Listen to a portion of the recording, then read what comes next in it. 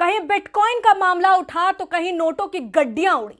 महाराष्ट्र विधानसभा चुनाव और झारखंड विधानसभा चुनाव, पूरे देश की राजनीति की ये दो ऐसे राज्य जिस पर आज सबकी नजर है। आज वोटिंग का अंतिम दिन था, लेकिन इसके साथ सवाल खड़े हुए कि किस ओर किसकी हवा चल रही है।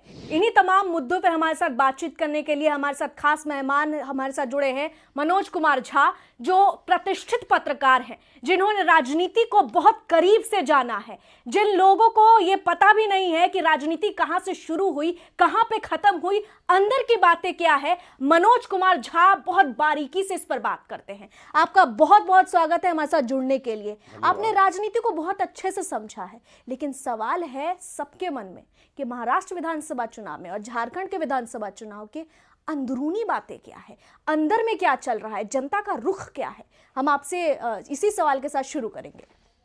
देखिए, जो रंजना जी, आज जो शाम वोटिंग परसेंटेज दोनों स्टेट से आया है जी, मोटे तौर पर जो मतगणना का एक पारंपरिक रुझान रहा है, माना यह जाता है कि यदि हाई वोटिंग परसेंटेज है तो वो कहीं ना कहीं एंटी इनकम्बेंसी शो होता है उससे।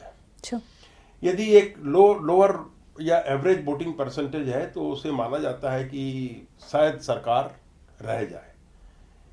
यदि इस मेथड से हम देखते हैं, जो परंपरागत ट्रेडिशनल मेथड है वोटिंग परसेंटेज को देखने का, तमाम साइकोलॉजिस्ट भी इसी पर अपनी राय देते हैं।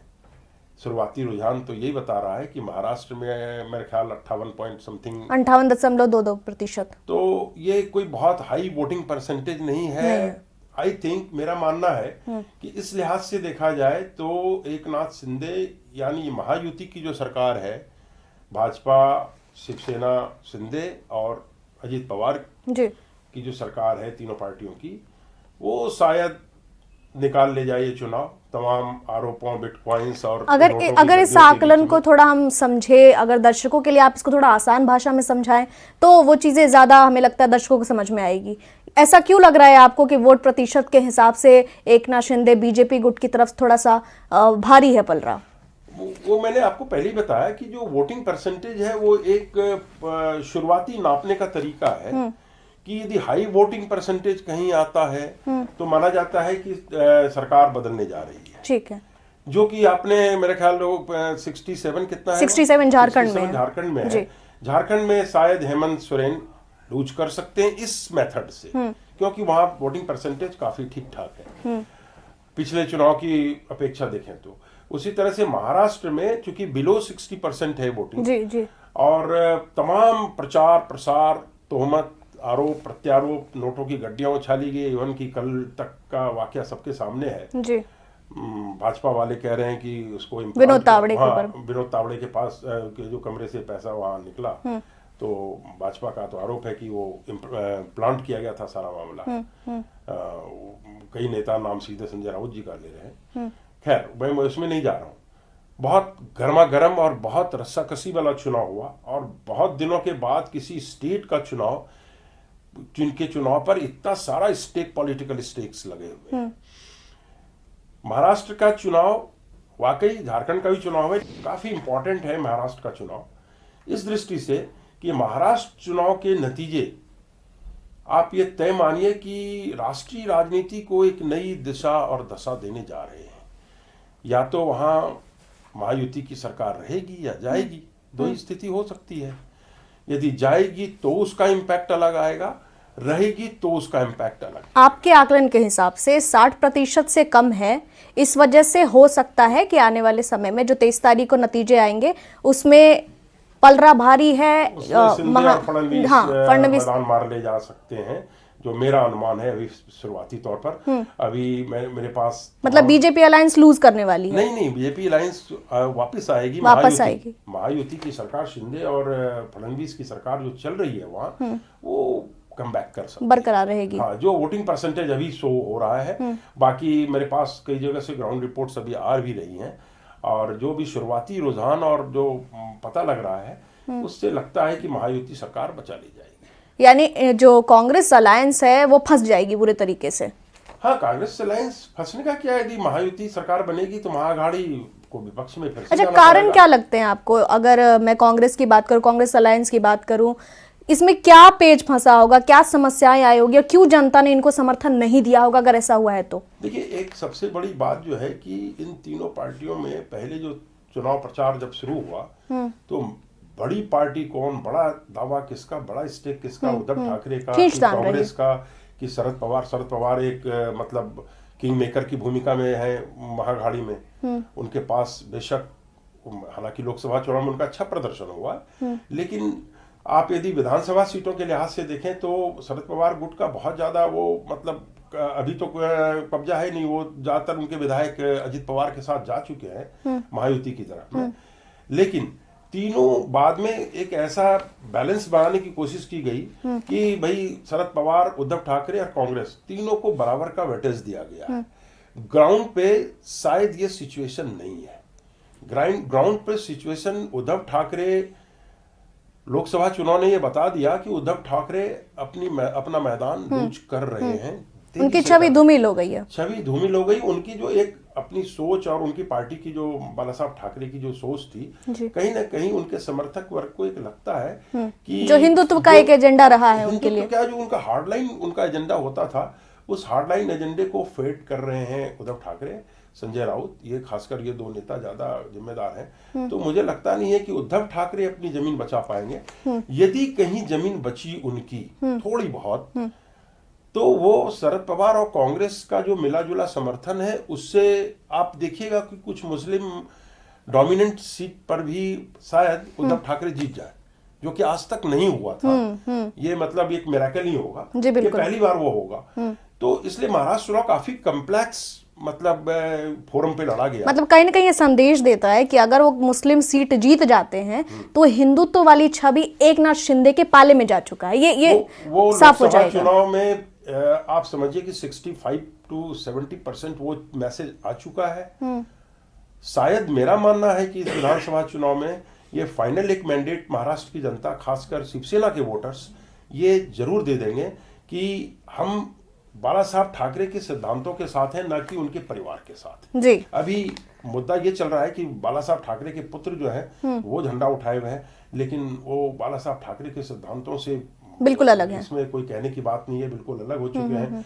वो जो बाला साहब ठाकरे वानखेड़े स्टेडियम की पिच खुद दे दिया करते थे, वो आज उनको, उनके बेटे जो है वो दूसरी तरह की राजनीति कर रहे हैं। तो शायद शिवसेना के समर्थकों को ये सारी चीजें अपील न करें, ये मेरा मानना है। बाकी देखते हैं, मैं अभी तो चुनाव हुआ है, परिणाम आगे 30 तारीख को पता लगेगा। आप वरिष्ठ पत्रकार रहे हैं, आपने आकलन करके ये बता दिया कि बीजेपी अलायंस जो है, महायुति जो है, वो कहीं ना कहीं जीतने वाली। अब इसमें एक और सवाल खड़ा होता है, एकनाथ शिंदे को मुख्यमंत्री बनाया गया, शिवसेना से वो अलग हुए, उन्होंने उस छवि को बरकरार रखी जो बाला साहब ठाकरे की थी, और कहीं ना कहीं वो जनता के मन में विश्वास भी जगा पाई, क्योंकि उनके दो मुद्दे थे, गाय माता को राष्ट्र पशु बनाना और दूसरी तरफ लाडली बहन योजना। तो ये कहीं ना कहीं जनता पर कहीं ना कहीं ये चीजें गई हैं।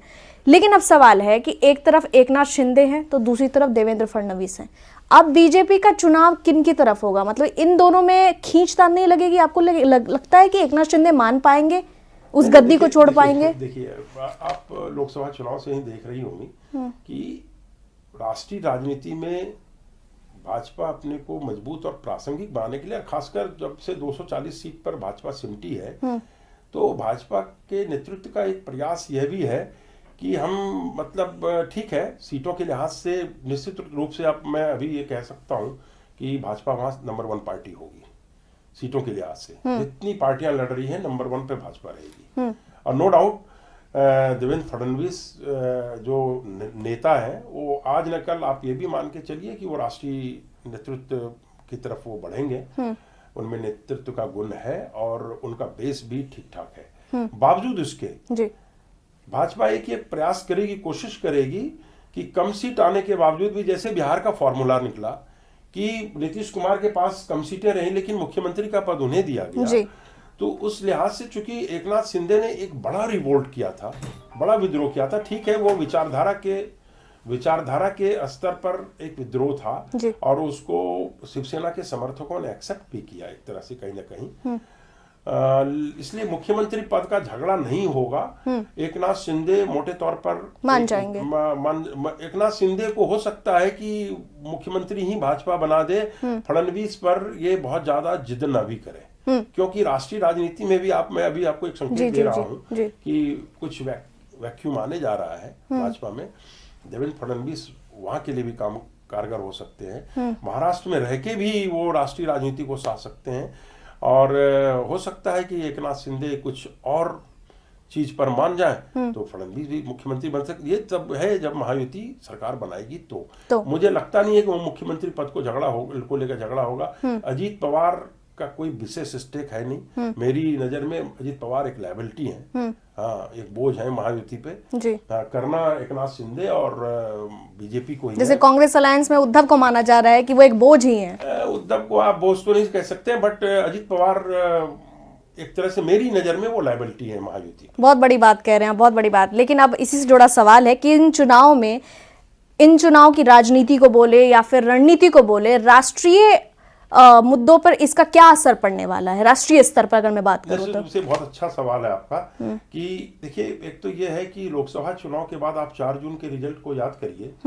तब से लेकर आपने राहुल गांधी और जो एक इंडिया गठबंधन का जो अप्रोच है जी। आप पार्लियामेंट के अंदर से लेके बाहर तक देखिए, पिछले दिनों राहुल गांधी विदेश भी गए थे, तो जिस तरह से मोदी पर एक हमलावर नजर आते हैं, राहुल गांधी आते थे, हरियाणा चुनाव के बाद से वो काफी टोन डाउन हो गया है जी। आपने देखा होगा कि वो उस तरह वो एग्रेशन राहुल का खत्म हो गया, मतलब आत्मविश्वास कहीं डोल गया है। यदि महाराष्ट्र चुनाव महाअघाड़ी लूज करती है, मतलब कांग्रेस गठबंधन यदि लूज करता है वो, तो निश्चित रूप से राहुल गांधी की लीडरशिप पर नेशनल एक सवाल खड़ा होगा कि क्या आगे इंडिया गठबंधन को लीड करने के लिए इज राहुल कैपेबल, या फिर कोई दूसरा विकल्प। आप ये मत भूलिए कि वायनाड से प्रियंका भी लड़ रही हैं, वो कल को यदि जीत के वो आती हैं संसद में, तो संसद में और बाकियों को तो छोड़िए, पहले कांग्रेस में ही टक्कर होगी कि राहुल नेता की प्रियंका नेता।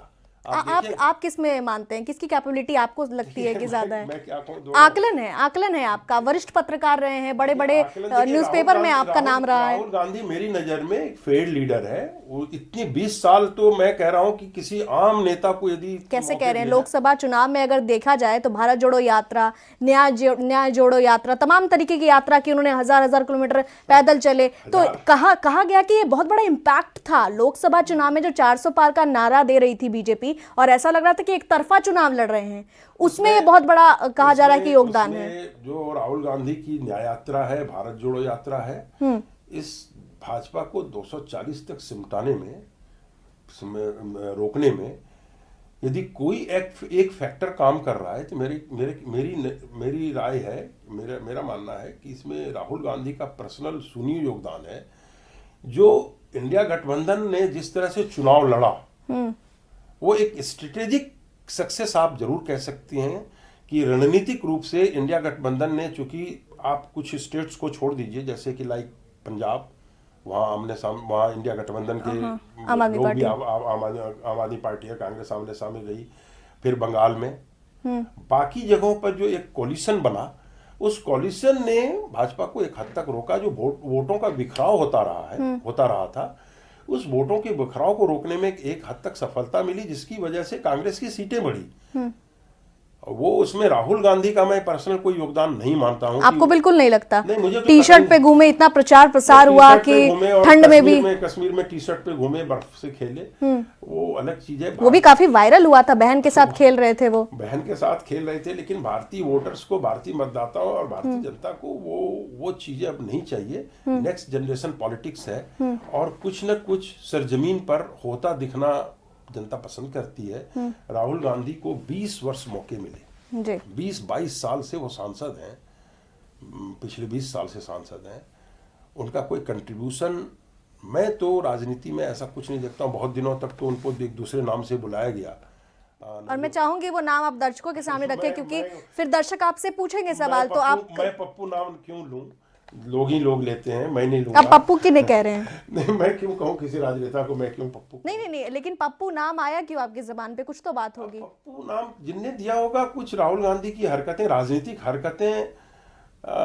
अब आलू की फैक्ट्री, जलेबी की फैक्ट्री, वो तो वीडियो वायरल हुआ, उसे गलत तरीके से पेश किया गया जनता के सामने। नहीं, रिसेंट अभी जलेबी वाली कोई उसमें, जलेबी वाली नहीं सर, जो आप अभी कह रहे हैं आलू से सोना वाली, वो तो पूरी एडिटेड थी। आप दूर की छोड़ दीजिए, आप अभी हरियाणा चुनाव नहीं, अभी आपने जिक्र किया तो हमने कहा जो जनता है वो उनको ये बात क्लियरेंस होनी चाहिए। सारी चीज सच नहीं जाती है, कुछ अफवाह भी जाती है आलू की। तो क्या आप मानते हैं कि उन अफवाहों को आप भी हवा दे रहे हैं? आलू से सोना निकालने वाली बात। लेकिन अभी रिसेंट लोगों के जहन में जलेबी यहाँ से लेकर अमेरिका तक याद है। अभी आपने देखा होगा, ट्रम्प साहब जब जीते, डोनाल्ड ट्रम्प जीत के आए तो उनको जलेबी वाला वो उनकी मीम बना के सामने रखा गया उनके ये। तो वो देखिए, जलेबी वाला तो अभी रिसेंट है कि उन्होंने जलेबी की फैक्ट्री लगाने की बात कह दी। अब भाई सवाल है कि जलेबी की फैक्ट्री लगा रहे हैं, वो राजीव गांधी के टाइम में एक आया था ना वो, कि हरी मिर्च और लाल मिर्च में लाल मिर्च महंगी क्यों होती है, तो यार किसानों को कहा कि लाल मिर्च आप उगाओ। तो जाहिर सी बात है कि खेती किसानी की एक जो बेसिक समझ होती है, वो अब राहुल गांधी और उनके खानदान में कितने लोगों को है मैं नहीं जानता हूँ। जलेबी बनती कैसे है या उनको पता भी है कि नहीं है? कैसे नहीं पता? अब मैं अगर यदि उनको पता होता तो ये कतई नहीं बोलते कि इसकी फैक्ट्री लगा दो और इतने हजार और हजारों इसमें वर्कर काम करेंगे। तो क्या जलेबी फैक्ट्री में बन सकती है क्या? अच्छा, जलेबी तो हाथ से ही बनेगी। ये चाहे आपको टनों बनवाना हो, क्विंटल बनवाना हो, वो बनेगी तो हाथ से ही। और तभी उसमें वो जो जिनका नाम, वो हलवाई का नाम था, वो जो उसमें लजीज पना आएगा, वो लजीज जलेबी तो तभी बनेगी जब उसको हाथ से प्रेम से बनाया जाएगा। वो फैक्ट्री में जलेबी नहीं बन सकती है। जिस जलेबी को खा के आपको अपनी बहन की याद आ गई कि उनके लिए भी का डब्बा लेके जाऊंगा। तो मैं दूसरी चीज कह रहा था, ये तो खैर राहुल गांधी पर पर्सनल हो गया। राहुल गांधी के नेतृत्व को भी महाराष्ट्र चुनाव का नतीजा कहीं ना कहीं उस पर एक प्रश्नवाचक चिन्ह लगाने जा रहा है। नतीजा यदि महायुति के पक्ष में आया, यानी एनडीए गठबंधन के पक्ष में आया, तो आप निश्चित रूप से जानिए कि जो राष्ट्रीय राजनीति की दिशा और दशा है, वो फिर से भाजपा कहीं ना कहीं फोरफ्रंट पे आया। वो फोरफ्रंट पे अभी भी है, लेकिन कहीं ना कहीं आपको जो लोकसभा चुनाव के बाद एक बैकफुट पर दिख रही है भाजपा, वो फिर से एग्रेसिव रूप में सामने आएगी। और इसका आगे आने वाले स्टेट्स के जो चुनाव हैं उस पर भी काफी ज्यादा असर पड़ेगा। आपने राहुल गांधी पर टिप्पणी की, हमने कहा अगर दर्शक बोले उससे पहले हम आपसे पूछ लें, क्योंकि कमेंट्स आते हैं, कमेंट में पूछते हैं, जो राहुल गांधी के समर्थक हैं वो पूछेंगे कि आपने तो कह दिया कि कुछ नहीं किया, कुछ खास असर नहीं पड़ा, तो कभी वो लोहार के पास जाते हैं, कभी वो मोची के पास जाते हैं, कभी वो ट्रक वाले के पास जाते हैं, वो छोटे छोटे दुकानदारों का भी ख्याल रखते हैं, और बड़े स्तर पर वो अडानी अंबानी का भी नाम लेते हैं कि हम इन छोटे लोगों का ख्याल रख रहे हैं जिन पर मोदी सरकार ध्यान नहीं देती है। तो हीरो के रूप में उन्हें बताया जा रहा है इंडी गठबंधन में, और बड़े स्तर पर उनको बड़ा नेता, प्रधानमंत्री उम्मीदवार तक उन्हें कहा गया है, और आप उन्हें कम आंक रहे हैं। नहीं, मैं कम नहीं आंक रहा हूँ। ईश्वर करे उनकी तमन्ना पूरी हो। वेटिंग प्रधानमंत्री के कब तक रहे। आप चाहते हैं कि राहुल गांधी प्रधानमंत्री बन जाएं आने वाले समय में? देश की जनता जिसको चाहेगी वही प्रधानमंत्री बनेंगे आगे भी। मेरा ये कहना है, जो आपने कहा कि मोची के पास और कुली के पास जाना, ये टोकन पॉलिटिक्स का जमाना जा चुका है।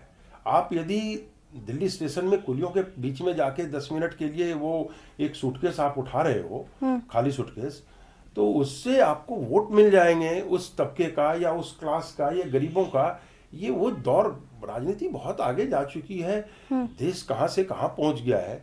अब हम सोलर पावर से पूरे देश को चलाने की बात कर रहे हैं, तो ये टोकन पॉलिटिक्स की जाके हम मोची की दुकान पे खड़े हो गए तब मोचियों के हितैषी हैं, ये कहाँ लिखा है बताइए आप? अभी 10 साल इसके पहले जो सरकार रही उसमें मोची और कुलियों के कल्याण के लिए कांग्रेस सरकार ने या कांग्रेस गठबंधन मनमोहन सिंह की सरकार ने कोई योजना लेके कोई सरकार आई हो तो मुझे आप बताइए। तो वो जाके ट्रैक्टर चला लेना खेत में कीचड़ में घुस के, या मोचियों के बीच में जाके खड़े हो जाना, ये मोची की दुकान पे या कुलियों के बीच में खड़े, उससे कोई वो नहीं है। वो टोकन पॉलिटिक्स का जमाना जा चुका है रंजना जी। अब आप कुछ करके दिखाइए। मुझे पिछले कई सालों से वो संसद में है, न तो कोई स्पीच मुझे राहुल गांधी की ऐसी याद है। अभी रिसेंट लोकसभा में जो भी चुनाव के बाद जो सेशन आया था उसमें भी आपने देखा कि तस्वीरों का वो जमाना दौर जा चुका है। शिव जी का उन्होंने तस्वीर दिखाई थी, उसमें बहुत सारे भगवान और सारे धर्माचार्यों की, धर्मगुरुओं की थी। तो वो मैं नहीं कह सकता, लेकिन राहुल गांधी की पॉलिटिक्स मुझे कहीं मतलब वो आकर्षित नहीं करती है कि और मेरी तो छोड़ दीजिए, इंडी गठबंधन में ही सवाल उठेगा कि कल को यदि इंडिया गठबंधन को आगे चलना है तो क्या राहुल गांधी उसको लीड करना चाहिए या फिर कोई नया नेता या कोई फिर नया खेवनहार उस गठबंधन में आना चाहिए।